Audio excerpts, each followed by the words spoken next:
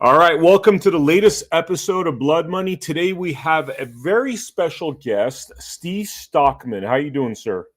Fabulous. Great being here, and thank you for having me on. Yeah, thank you for coming on the Blood Money podcast. So, Steve, you're obviously not on camera here. We're trying to conceal your current identity, but you have freely spoken about who you are, where you come from, what you do. Do you mind taking us through all those facts, please? Well, briefly, to go a little bit back and then come forward, I defeated the chairman of the Judiciary Committee in 1994 as part of the revolution, they call it, Newt Gingrich's revolution, when we took over the House for the first time in 40 years. And then I took care of my father who had dementia for 20 years. I came back and won in another interesting election. And so during both times, I served on the Whitewater Committee in 94 against the Clintons. And then which was investigative committee and the banking committee, subcommittee. And then I came back again and went after Obama, and also on national on TV, which I'll try to send you a clip of it. But we were on the Kelly Files and called for the arrest of Lois Lerner. And 2 weeks after that, I had Jack Smith, which is the same guy that's persecuting. Persecuting is a better word than prosecuting Trump, and he's doing the same thing he did to me. He's doing to Trump. And 2 weeks after I was on there, they came to my house, FBI agents, and were quite frankly, then they were like open about why they were there. They said, "You're going after our friends," and people forget hiring policy is what changed an organization, and they went from hiring credentialed criminal professionals, law enforcement, to politically hiring, what we call today affirmative action, all this kind of liberal, theology, like the one that I think one of the FBI agents they went after me and actually looked her up, and on her Facebook page, she was part of the Democrat Socialists of America. I mean, it's like it's these political activists that they seem to be filling in all these unelected positions, really to wage essentially a war against their political opponents. It seems as though. Yeah, in fact, I knew this to be absolutely true because I have a friend in New York who they thought he was a liberal because he's in New York, and they just assumed he was, and he's really a very smart guy. He helped go around the world setting up credit cards and stuff. Very smart guy. And the Obama administration came to him during that period in which Trump won until he's sworn in. They came to him and said, "Look, we're trying. This is so phenomenal." They said, "We're trying to put our people in before Obama leaves." So they filled all those positions with radical leftists. And that's why we have radical leftists in the justice system. We have radical leftists. I mean, if you listen to NPR, basically imagine NPR running everything in the government. That's exactly what you have. That is so wild, man. That is so wild. So they came to you and they said, "We're trying to help our friends out here. That's why we're persecuting you." I mean, take us through that whole story. Tell us exactly what happened. Well, I was at my apartment, and a lot of time I used to sleep out of my office. Then they pressured us to get an apartment, so I got an apartment, and they came to my door. Two FBI agents came to my door, knocked on the door, and I thought, "Man, this is strange. They're coming here like 6 o'clock in the morning, whoever it is." And I told them I couldn't answer the door. And then they said, "Oh, we're here. We got to give you something." I said, "Well, slip it on the door." And that's when they said, "Oh, we can't." And then she finally said, I said, "Who are you with?" That's when she said, "Oh, we're FBI." And then later on, they're talking. They said, "Well, we're here because your position is affecting our friends," or something like that. I can't. It's been so long now. So believe it or not, it's been 10 years ago. They kept us going for a long time. Hold on. Anyhow, so it was very frustrating, and we were sitting there, or I was sitting there, and I asked them to push the thing on the door, and they told me they had to hand it to me. That's when I knew it was a subpoena. and I said, and then she slid her card underneath the door, and it was her card actually, I couldn't believe this. Then she had her Facebook page up still. So, I mean, I looked her up on the internet and everything, trying to do some research on it. And there was her thing, I mean, including her marriage and everything. I was shocked. And it gave her background, and I was really shocked at her background. There was, as far as I could tell, she had no formal criminal training in terms of, law enforcement. And it was just, she was hired, was that DEI or whatever, that kind of hiring. Mm-hmm. So we got a whole system in which there's some very bad characters. And then from that point on, I had to hire attorneys and everything. So it's been a real tough time, and they subpoenaed everybody, every one of my friends and stuff. They do it. It's rules are radical. What they do is they identify you, and then what they do is they call it cutting you off. They try to isolate you from your friends, and then they, quote, kill you, figuratively, I assume. And so by subpoenaing all my friends, your friends get alienated and everything, and people get paranoid. You must be a criminal, I wouldn't be subpoenaed. But no, it's a tactic. And they did it with Trump, too. They were subpoenaing everybody. And they also subpoenaed, like, a car mechanic. It's like crazy what they did. They spent so much money. They spent 4 years, 4 grand juries. Mind you only need 1 grand jury if you're really guilty, right? You don't need 4. 4 grand juries and $22 million. What were they? I mean, they spent $22 million on that investigation? Yes, because, I didn't tell you everything I did. I also uncovered some pretty serious stuff they did. One of them was, I sent this out, a press release, thought it'd make national news, and I only made, Newsweek, I think it was, and WorldNet Daily. And one of the things is there's a group called the Haqqani Network, and Bo Bergdahl, I don't know if you remember him, but he was captured by the Taliban. Mm-hmm. And the Taliban then sold him or whatever to the Haqqani Network. And our government under Obama, this is the same thing, by the way, Biden's did. That's why, Obama's fingerprints all over this presidency. It's an identical thing he did. And so in order to get money to the Haqqani Network, they paid, which is illegal, they paid hundreds of millions of dollars to the Haqqani Network for this really corrupt U.S. soldier who walked off. He was deserted. 2 guys got killed trying to find him, trying to rescue him. And then the Obama officials end up giving Haqqani Network, which was back on the hills for being broke, but then after Obama did that, they had a lot of money. So we uncovered that. And we also called the first person to call for his impeachment, things like that. It kind of upset the Obamas quite a bit. Wow. So, okay, do me a favor. I mean, I really need to understand your entire story, right? Tell me in a timeline fashion your entire story of, like, how you got elected to office, what you did while you're in office, including, did you do anything bad? Did you do anything that would warrant them investigating you? And if not so, describe to us the politics of everything that was involved in trying to take you down and how they did that. Well, I don't think you let me go this long. I give a 90-minute speech, and then it's actually like 2 hours. I mean, I started out in the 90s serving on the Whitewater Committee, and Clinton wrote a book and called me crazy and everything. And we went after, my office went after Hillary quite a bit. And so when I came back to Congress, there was quite a bit of animosity already there, because Hillary, when I got back, was Secretary of State.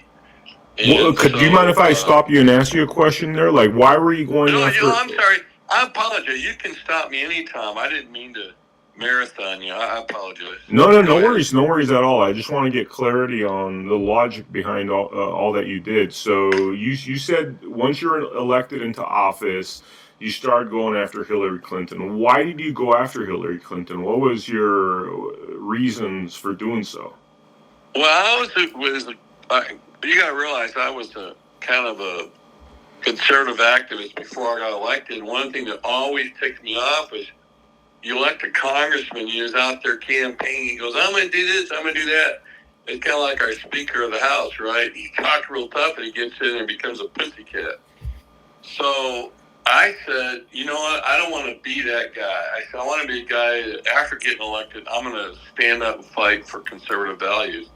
And I fought for the Second Amendment real heavy. In fact, I invited Ted Nugent to the State of the Union, and it was amazing. He came and really dominated the news cycle that day and stepped all over the president's State of the Union speech. But so we took our I worked for the Leadership Institute where we did investigative journalism, and in fact one of my trainees was a lot of your listeners know. He does videos. Is James O'Keefe, and we had the guy that founded. We trained the guy that founded the Libertarian Organization. Some other really good people that we worked with end up succeeding. So between the 2 times I was in office, one of the things is I helped with the Leadership Institute, and we did investigations. So when I got in office, I started using the power of my office to do deep dives. And Daniel Rollbacker was a great American congressman from California that warned me. He said, Steve, you're going after Hillary, you're going to end up either dead or in prison. And when my wife came and talked to Dana, he goes, well, I warned Steve and you didn't listen. So basically, I wanted to be a congressman that everybody voted for and not just shrink away from, promise one thing and do another. Which is kind of, I mean, the parallels I'm seeing here, right, is that you have somebody like a Donald Trump that had a similar attitude as opposed to, this kind of sea change that happens when people get elected into office, which they promise a whole bunch of things. And then once they get into office, they really do mostly none of the above. They give you a few tokens here and there, but most of the agenda that you voted for is not what happens. And it seems as though when people go against whatever secret agreements are made between somebody and all their promises and actually being in office, that's where people get into trouble. And another example is JFK. Donald Trump, JFK. You're talking the same talk. We've seen other individuals be punished, like I think about Kucinich, for example. I mean, tell us a little bit about that. Well, it is the case. In fact, Joe Barton from Enos, Texas, who was a congressman at that time, just point blank told me, he said, we don't know what controls you. We can't control you. And I said, the people that control me are my constituents. I go, I am not your constituent, and you're not, vice versa. I said, you need to leave me alone, basically. Mm-hmm. Oh, in my mind, you cut out for a second. You cut out for about 5 seconds. Do you mind repeating what you just said? No, I don't mind it. I was told Bargain from Enos, Texas, that he couldn't figure out who I was or who controlled me, and I told him, I'm not controlled by you, and you're not, and I'm not trying to control you. It's the people that control me are my constituents, and you didn't get me elected, my constituents did. So I always had grassroots, so I didn't know the powerful, I had the lowest dollar per vote. So my supporters, they gave me, like the average donation, I think, was $27. So we were always outspent, but I always was close to our grassroots, and they all came. We ran it out of the house. People came to the house and cooked and did everything. I picked up the garbage. I did everything that the volunteers did. And we had about 2,500 volunteers, and we didn't have any money for postage, so we delivered all the mail we had some postage, just instead of it. Most of the stuff, our literature, was delivered by hand to every door. It was pretty amazing.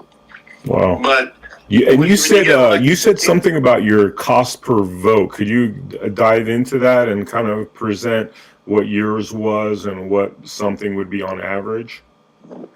Well, like for instance, the first time I ran, I think Brooks spent $1.2 million. We spent $100,000.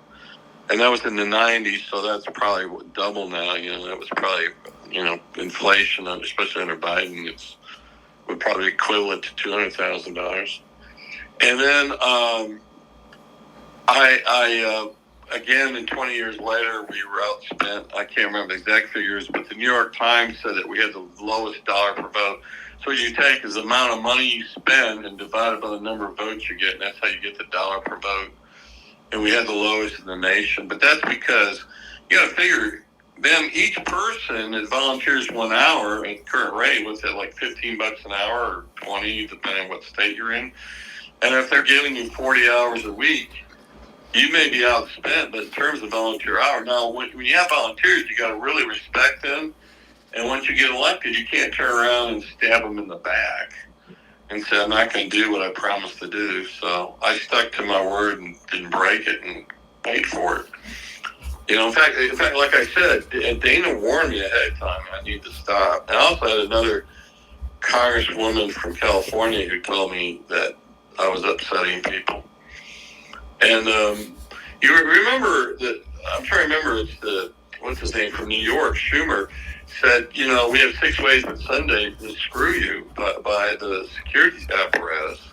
And he's not joking about that. And you have to, when you go to office, you have to consider that. And a lot of people were, I had one guy, the congressman, sit down next to me. He says, I support 100% what you're doing. He said, but my district, you know, I just can't do that. I can't do what you're doing. He goes, but I support what you're doing.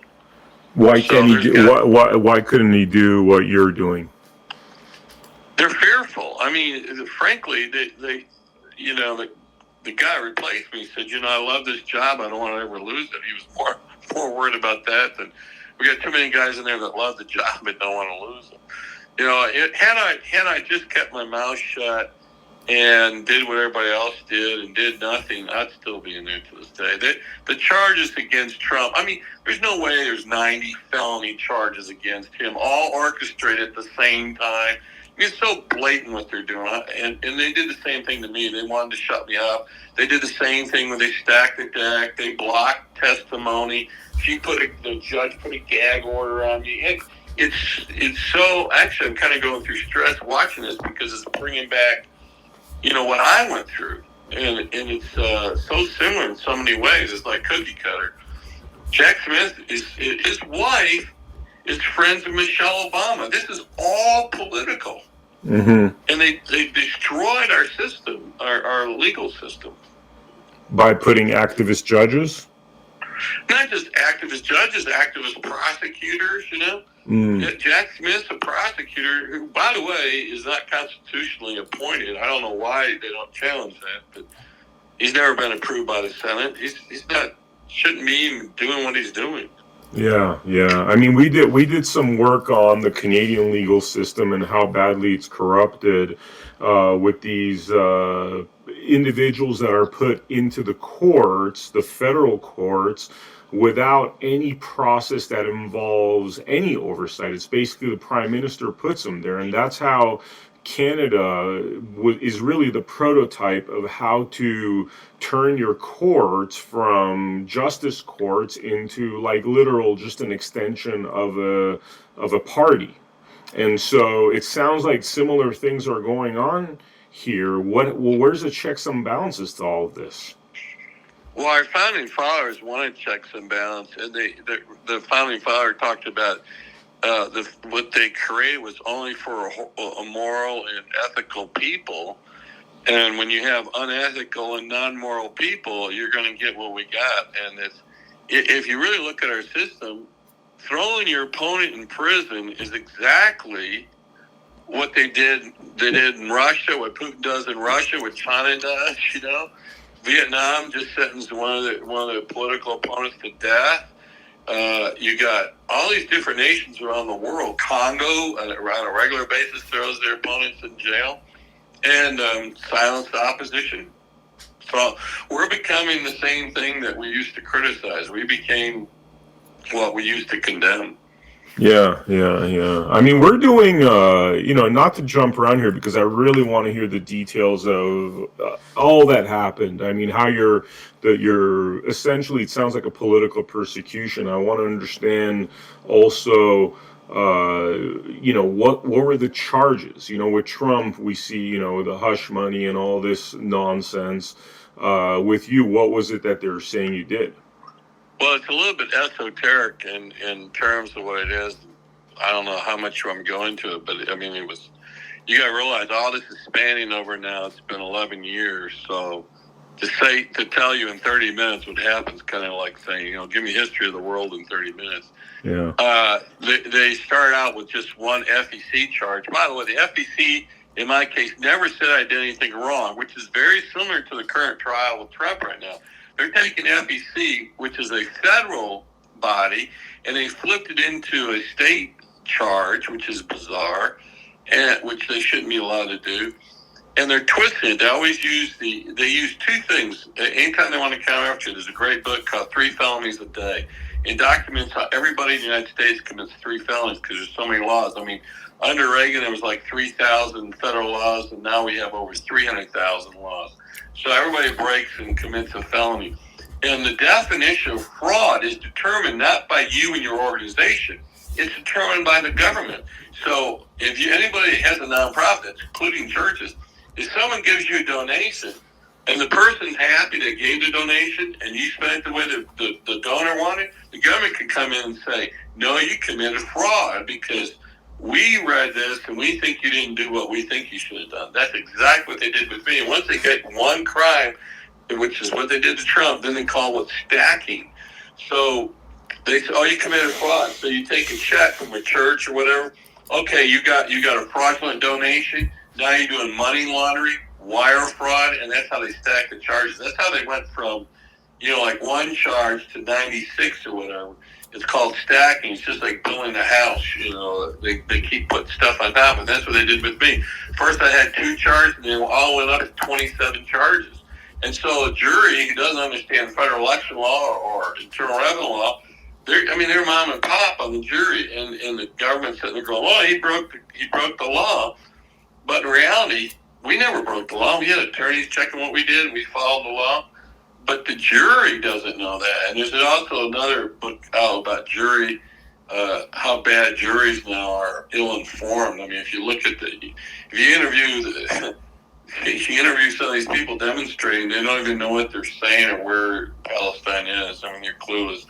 So you have a lot of people that are not well aware of what the law is, and when the laws get that complicated, it's just a real challenge to defend yourself. Plus, you got to be super rich. There's a great thing I should send you from John Stossel. Mm-hmm. He covers the book by Sidney Powell, License to Lie. And Sidney Powell was a federal prosecutor here in Texas. And she covered, then she went on as a defense attorney and covered how often the DOJ just absolutely lies. In fact, the one case regarding the governor of Virginia, McDonald, it went to the Supreme Court, and there's 9-0 verdict that Jack Smith created a crime, convicted of him, and it's not even on the books. The Supreme Court says you can't convict somebody on a crime that's not even on the books. And that's why they threw out the case. Wow. But it went all the way to the Supreme Court. So we have it's very much like the socialist, Russia. In fact, the guy who was a key witness in my race he said, I have the grievous guilt, or something. I'm paraphrasing, I don't remember how he said it, but he goes, I helped convict an innocent man. He said Joseph Stalin would be proud of what they did in the Stockman case. Wow. Wow. How many years in jail did you end up doing? Well, it was first, I got to give you the context. It was, I think, 27. It was a lot of charges. I think it was 27. I can't remember. I got convicted 26. And so that was for 283 years. And I always joke, I tell everybody, I'm only going to do half of that.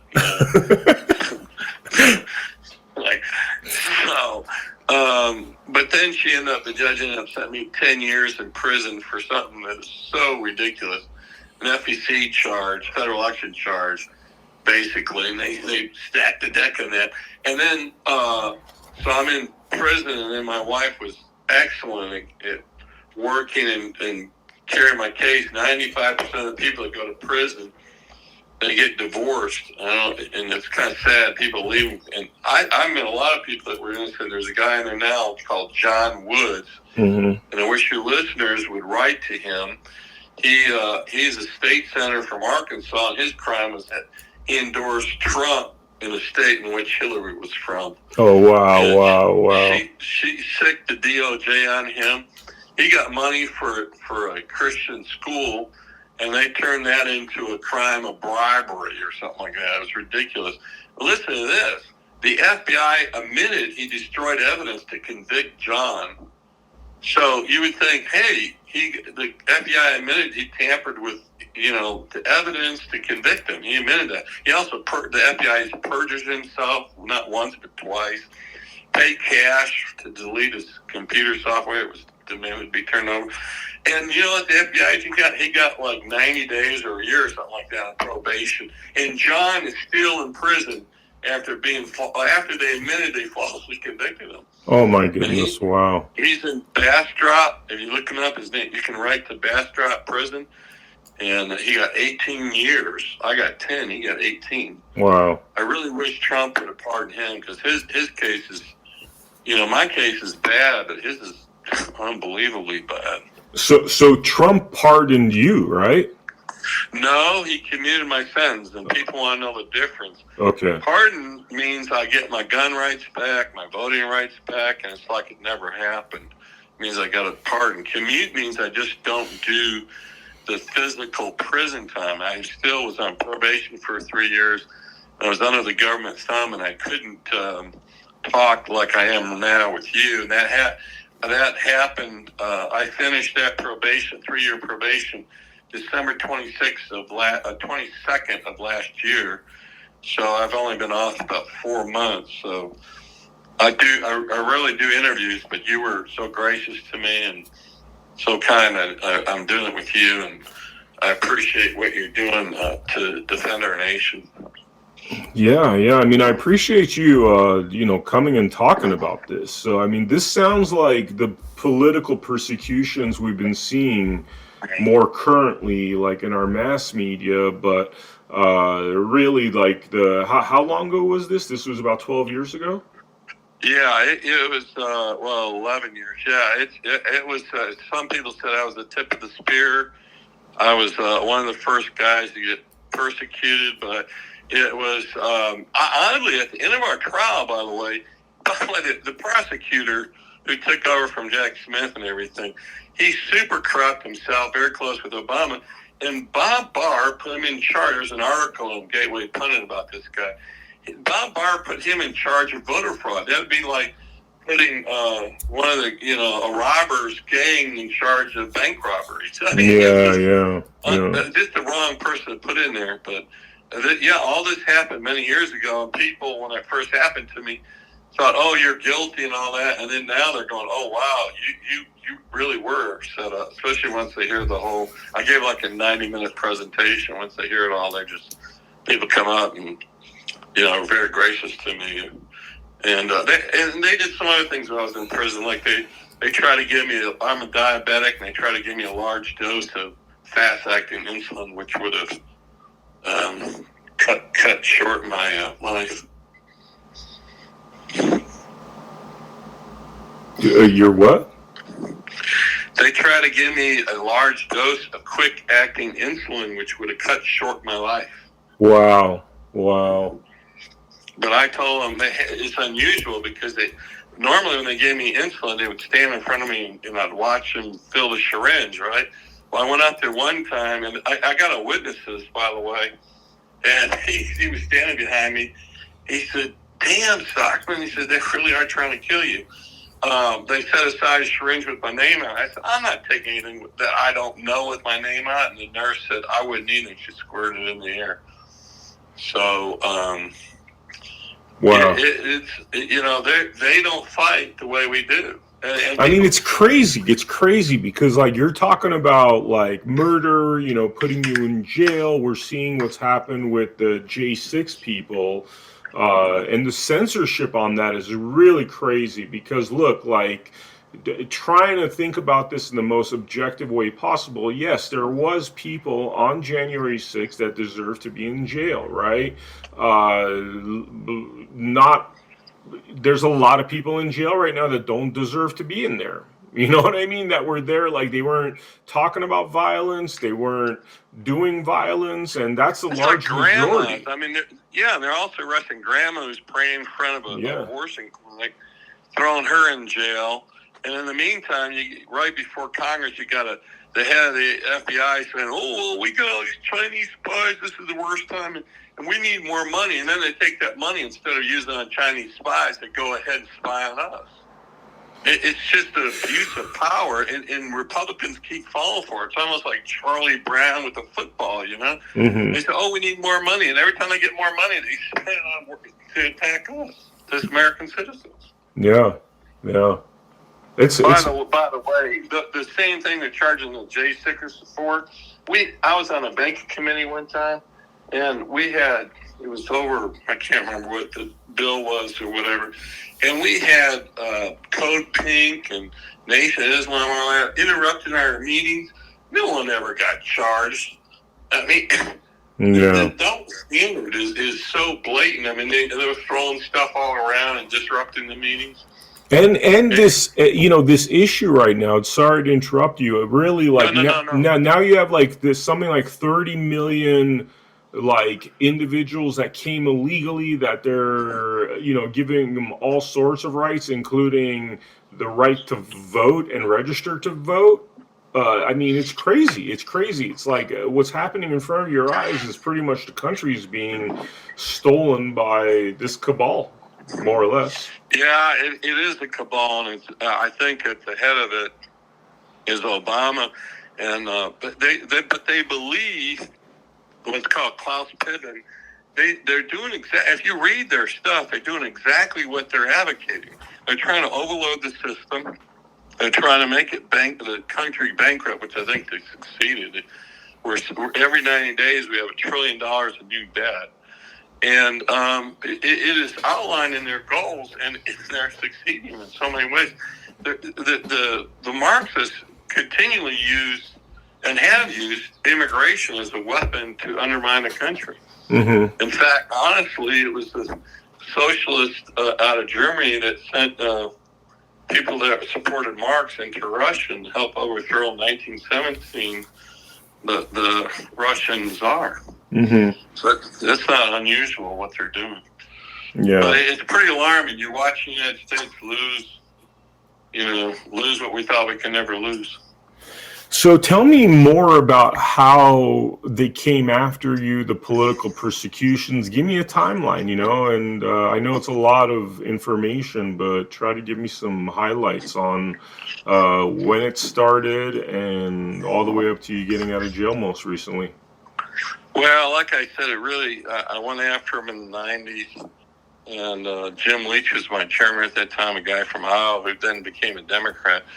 And the Clintons were upset with my going after them for that. And then when I came back, I picked up where I left off and started pursuing corruption. And from that point on, we were in live porns, and they just pursued me, subpoenaed stuff. I mean, it went on for 4 years, and they spent $22 million. So it was pretty stressful. I mean, I don't have the capacity in terms of bandwidth and money that Trump has, So if anybody ever filled my shoes, you would know the stress level for that many years is extremely high. And, they just did horrible things. Intimidating witnesses, threatening witnesses, telling witnesses they're going to go to prison for 40 years, which is a blatant lie. People don't realize that it's legal for the FBI to lie to you. It's not like, it's a crime for them to lie to you. Mm-hmm. They can do it. They went to court, and they won the court case. So it's just a real stressful, situation, and it just never lets up. They always, coming after you, and they take you, burn through your funds, and it's just. I'm not rich. I mean, my house is like 1,400 square feet. Was there awareness, like in terms of our other party members, support from other party members? I mean, did people kind of come to your aid? No. Not Republicans. No. They run. They run. They don't want to be part of it. You're a leopard. Wow. And then, like my good friend Dana told me, he said, you better back off, In fact, I think part of the reasons they went after me was to make a demonstration out of me, to kind of show other Republicans, you do this, and we're going to do this to you too. And remember, keep in context, Schumer's the one that says we have 6 ways that Sunday to screw you, the established security apparatus, which is, he's referencing the DOJ, RS, and people forget Lois Lerner, who really went after conservatives in a blatant way, is still involved to this day. I think she's retired supposedly, but you can see her fingerprints and her handiwork on some of the other stuff, including some of the Trump cases. By the way, at the end of my case, I thought was something really interesting, is one of the prosecutors said, "Hey, we can use this stuff against Trump." No way. And I tried to warn him about this, and that's true. They followed me around the world. I even was in Egypt one time, and they had the CIA there. The Egyptian told me that. He told me what was going on. And I told my lawyer, I said, hey, I think they're following me and doing all this stuff. My lawyer goes, nah, you're not that important. No. And then when they turned it over, everything I said was true, Wow. They turned over some documents, so. Wow, man. So, tell me more. Tell me what other dirty tricks were they playing in trying to... There's a lot. I mean, I got it here. I'm actually going to a Lincoln Day dinner here in a little bit. So if there's, tell me how you want to, what is the most important thing to you I can tell you about. And then, tell us some of the similarities in terms of tactics that they're currently using against Trump. The reason why this is such an interesting topic is one of the topics we cover a lot on our podcast is, what happens in family courts and what's been going on for the last 30-something years. And when I see what's happening with Trump, I'm like, okay, they're doing the exact same unlawful, unconstitutional stuff, including fabricating, false evidence and that sort of thing. So I see kind of like a lineage of corruption, and we're hitting this kind of climax right now. And I'd love to hear about how your case has a lot of those hallmarks in terms of tactics. Obviously, individuals, you got some of the same names going after you as that are going after Trump. So yeah, tell us a little bit more. Yeah, then I got to head out. And then we can maybe do this another time. Pick up if you want. But one of the things that was really eerie is every day I listen to what they're doing, and they open up Trump's case with basically smearing him. It has nothing to do with the actual charges, and they keep talking about stuff that's not even on the paper. And they did that to me. They went on about, because I was the first one to introduce a cryptocurrency bill, and the first congressman to ever take cryptocurrency. And so they're bringing up cryptocurrency. And I said, what it has nothing to do with FEC law. But they threw it in there because they knew the jury's like, oh, cryptocurrency, that's only used for, that's the kind of mentality they had during my trial. They always like, that's only used for drugs or whatever. They throw in everything in the kitchen sink. And then when you bring in somebody you want to testify that says, that invalidates that and says, no, he did this and this, the prosecution objection says, no, that's just a character witness. We can't talk about that. I thought you've been smearing my character through the whole thing. It had nothing to do with the case. They're doing that with Trump. They're trying to smear him. But Trump, God bless him, man, he comes out. Oh, by the way, I had a gag order. And Trump is technically violating the gag order, which I love. Mm-hmm. They're not going to throw him in jail because if they do, he'll win by a landslide.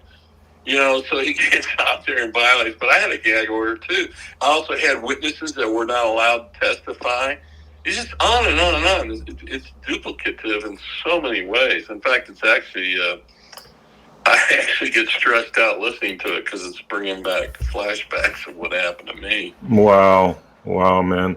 Well, I know you have to go, Steve, but this is like really, really fascinating information. Thank you for having the courage to speak out about all of this, especially after what they've done to you. But if anything, you're a testament to like our thirst for freedom to escape any sort of elite slavery is so strong that even, it's like that Nelson Mandela thing. It's not like throwing him in jail stopped him from talking about what was his moral characteristics. Yeah, well, remember, it was Herman Goering who stated that only the way to control the masses is to make them fearful. Mm-hmm. So I think at the top of my X account or Twitter account, whatever, it says the most dangerous thing is not to be fearful. And one guy told me, he said, Steve, I don't think you have a frontal lobe, which is, where the fear is. Because you don't have a frontal lobe. So if you become fearful, you become controllable. Yeah. And you want to be able to stand up to this. And I wish your listeners, now, please, this doesn't mean to be violent. This just means to get involved and stop this stuff and fight it. Yeah. And on a granular level, it's shocking how much the DOJ is willing to go after just the average citizen. I talked to a sweet woman who just tried to start a nonprofit that would stop these books from being put in kindergarten. Mm-hmm. And which they call banned books. The books aren't banned. It's like saying, because alcohol's not served to kindergartners, alcohol's banned or something like that. It's illogical. But anyhow, so if your listeners are there, you guys need to stick together, and I would recommend getting together and working to defeat this. What we have is really horrible, but we need to fight.